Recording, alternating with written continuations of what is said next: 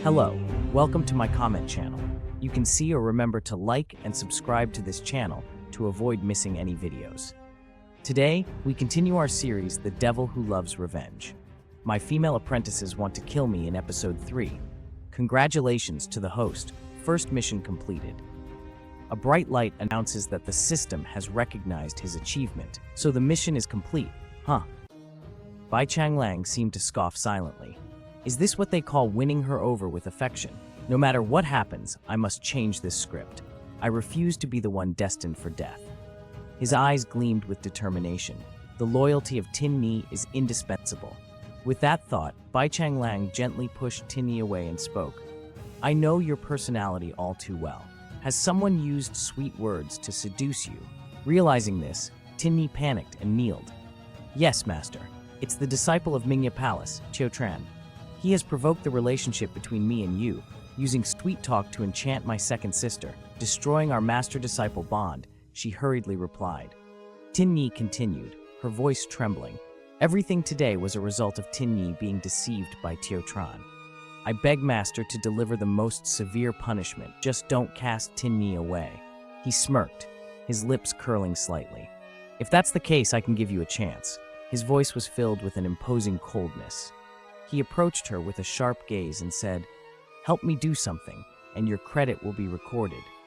Tin Ni looked up at Bai Qingling with determination in her eyes and said, yes, master, don't worry. Then he whispered in her ear and smiled, saying, yes, sir. The scene changed the atmosphere, becoming more gloomy and solemn. A magnificent palace appeared in front of us, with a huge guardian statue guarding outside the reincarnation palace.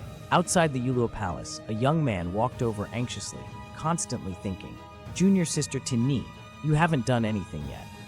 Has her brain been hurt by someone else? Is junior sister Tin Ni in danger? The young man is worried. Tun Lin stood beside him coldly and said firmly, I have made an agreement with Tin Ni. Anyway, if she receives any news, she will notify me immediately. She continued to look sharply into the distance. There is no news yet, which means the plan is still in progress. Qiu Tran suddenly stood up and said, no, should I go take a look? There's definitely nothing wrong with this. But just as he was about to leave, a cold sword suddenly hit his neck and said, don't move. Tun Lin the senior sister in front of her, said sharply, there is an extremely terrifying formation outside the reincarnation palace, and only Tin Ni can enter. She emphasized, if you intentionally destroy the formation, you will find your way to death. Finally, Qiu Tran sighed in resignation. All right, then we will wait a little longer.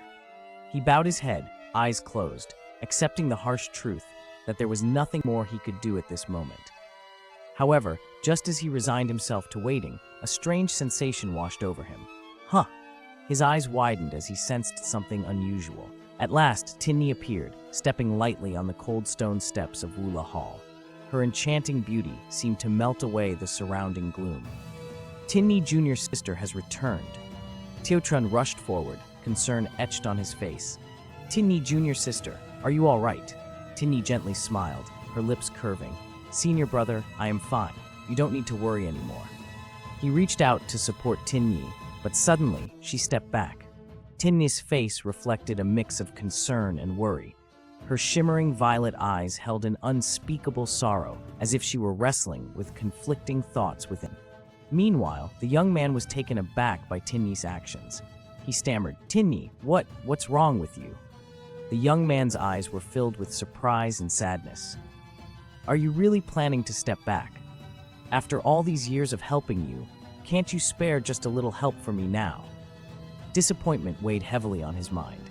At that moment, a female swordswoman appeared, standing between the two with a serious expression. She looked at Tin Ni, concern etched on her face. Junior sister, are you all right? Are you injured? Why didn't you summon your senior sisters as we agreed?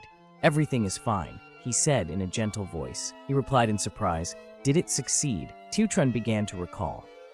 Since the age of 12, I have been imprisoned at the bottom of the demon sect for 3 years, and another 3 years for 10 years. He clenched his fist, his eyes lit up, and he had a new determination. Now I can finally erase my notorious reputation, and one day I will also be renowned for my righteousness.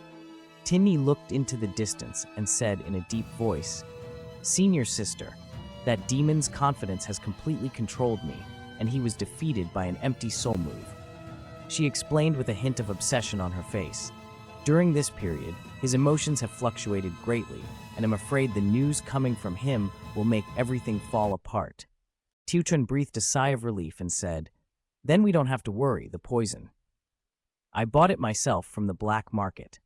In 7 days, the toxin will reach its peak, and even a skilled practitioner of Taoism cannot escape the fate of losing their soul." His voice rang out.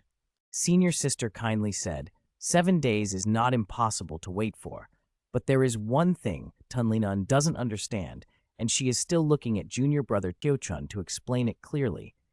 Tinni, who was quietly listening beside, also had an unsolvable question in her heart. Senior sister Tan's voice remained firm, yet her gaze was filled with doubt. "Junior brother, even though that fiend has committed countless crimes, there seems to be no conflict between you and him," she pointedly asked. "So why did you agree to collaborate with us and even proactively provide this terrifying poison?" Tinni chimed in, her surprise evident. "Exactly, you've been so enthusiastic and devoted." With a confident smile, Tiochun cleverly responded, "Of course, I couldn't stand by while that fiend bullied you for so long." He continued, his expression heroic, "I just want to rescue you both from this peril as quickly as possible. Don't tell me you haven't realized that in your hearts." His smile held mysterious implications. Senior sister and Tinni exchanged glances, still harboring doubts. Tinni spoke up. You didn't have ulterior motives towards us from the very beginning, did you?" Tiochun hurriedly waved his hands, forcing a laugh. No. Why would you think that?" Senior sister quietly assessed his sharp gaze as if piercing through Tiochun's soul. "All right, let's end it here for today. We will meet again in 7 days, she stated, reminding Tiochun. "Time is running short. Junior brother Tiochun, don't miss tonight's class at the Mingya Pavilion." Tiochun sighed in relief, bowing respectfully. "Understood, senior sister Tan, junior sister Tin Ni. We will meet again soon." Tiochun turned and walked away, his figure gradually fading, leaving Tin Ni and senior sister Tan standing there, their thoughts still unfinished. When he was gone, Sister turned to Tinyi and said with a voice full of concern, "Tinyi, tell me the truth. Are you very upset in your heart?" Tinyi's eyes were filled with deep thoughts. "Senior sister, have you ever considered that? Perhaps our master isn't the person we imagined. Maybe he's just strict with us but doesn't actually wish to harm us." Senior sister Tun looked at Tinyi. The evidence brought by Tiochun proved that Bakthangling only sees us as mere experiments. She continued, "No matter what other crimes he has committed, this alone is enough for us to never forgive him." Tinny bowed her head, her expression heavy with sorrow and anguish. Meanwhile, in a dimly lit place, Bakthanglang sat upon a throne made of skulls, his face cold and scheming. To buy Tinny a little more time, I must seize this opportunity to rest. A confident smirk played on his lips, the triumph evident in his eyes. Tiochun and my second junior brother won't realize that Tinny has been my pawn for a long time. Now, let's see what the system has in store as a reward. A dazzling golden chest materialized from thin air before him, its light radiating in all directions. Gazing at the chest before him, a satisfied smirk crept across his face. It truly resembles the chests from the games I used to play. With eyes gleaming with ambition, he whispered, "The chest. Let's open it." The chest burst open, radiating blinding light. The system announced, "Successfully unlocked. Choose one of the 3 legendary treasures." 3 items materialized before him, a divine staff, a secret manual, and a time recovery card. Each item shimmered with unfathomable potential, waiting to be claimed. Bakthanglang stood amidst the 3 treasures, deep in thought. He understood that each choice would lead him down a different path, and a wrong decision could have dire consequences. His gaze flickered over each item, his mind racing to analyze what he could gain from them. Fixating on 2 of the treasures, he couldn't help but scoff. Aren't these just a joke? Are these really for cultivators? Clearly, they're meant for mere mortals. Disappointment etched across his face as he realized the system had presented him with useless options. Finally, he made his choice. Clearly, I have to pick this one. He grasped the timer recovery card, determination igniting within him. With a cunning smile, he mused, "The timer recovery card can revert me to any stage. Doesn't that mean I can return to the peak of Bai Changling's power?" He whispered softly. "In 7 days, we'll see who lives and who dies."